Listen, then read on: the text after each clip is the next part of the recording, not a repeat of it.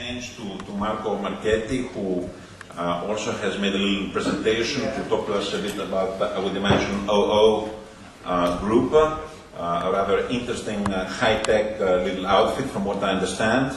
Marco, don't forget to present yourself first and then tell us a few things. Thank you very much, thanks. And are you related to the ownership of OO? No. No, you're also professional. Yeah, I'm not family member of the company.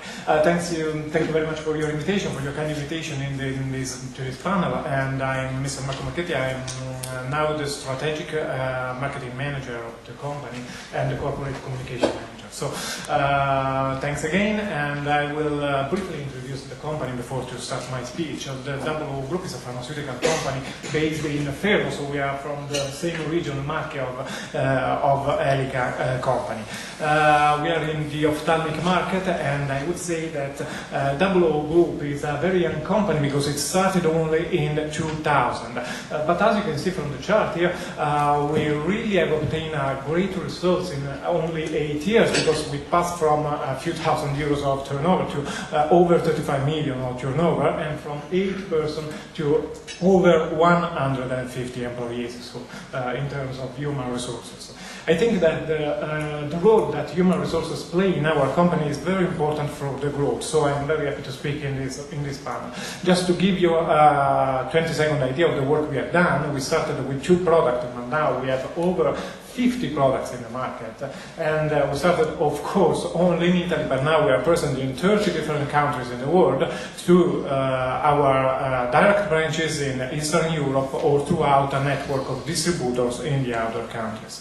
But coming back to the major theme of the Congress, how the human resources affect really the growth of a company. This is, if you look at the textbook, this is the traditional family model of development of a company. That is very, I would say, it fits very well for an environment like a region like Marche, where craftsmanship is so widespread. I mean, the company usually starts with one person based on his skills and his expertise, and then later it increases its size and becomes to incorporate in itself all the family members. And then eventually, at the end, if the growth is rapid enough, it also needs to incorporate people from outside, so human resources from outside. But at each stage, the company has to face some critical points, for example, empowering and delegating, for example, splitting between ownership and management. And if the company fails to face really these critical points, if these critical points are met, as I would say, unfortunately, they are often met, it happens that the company begins a company with a strict control of the founders without not empowerment of the management team of the company. So I would like to share our experience, the OO Group experience, because I think we have a history that is completely different from the scheme that we have seen before that you find in the textbook. This is partly because of its unique feature. For example, its birth is very different from, it's not a company that was born by chance. It's a company that was born by a rational analysis of a group of founders coming from several years of experience in the pharmaceutical ophthalmic market. So this group of founders really had to face immediately the problem of succession of the company, because they were in the mid-age. Secondly, this group of founders was able to cover almost all the strategic roles within the company. And third, the most important thing perhaps, is that they decided immediately to rely on the familiar young generation of people to build the future of the company. So this is what you see here. This is the organizational chart of the first 2 years of the company. You see in red the founders, in green the family members. So it was really a group of really a familiar business. But in gray I put also the roles that were not covered by anybody inside the family. So to grow, the problem was immediate: how to integrate human resources in this in this company. And this is the core of my presentation, I would say, because this is the concept, the strategic assumption that always has driven our growth. Not only the founders decided to involve a management team from outside, but they decided, this is very important, to spread the family concept. They didn't want to renounce to the familiar management, so to spread the family concept also to non-family members.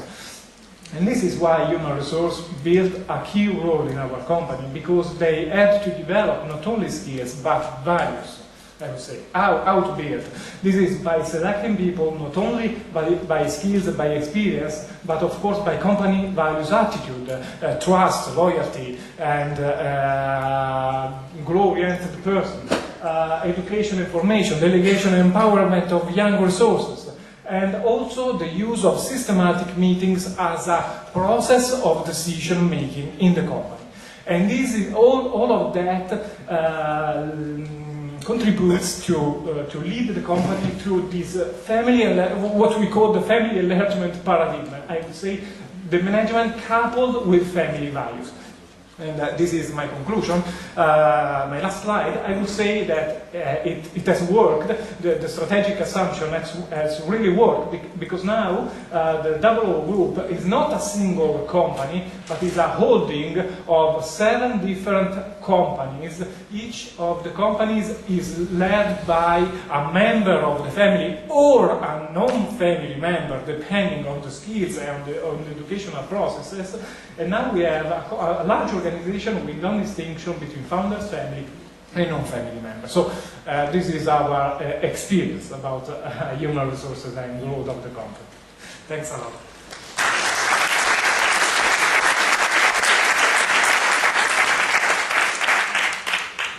Okay, now last but not least, we have a person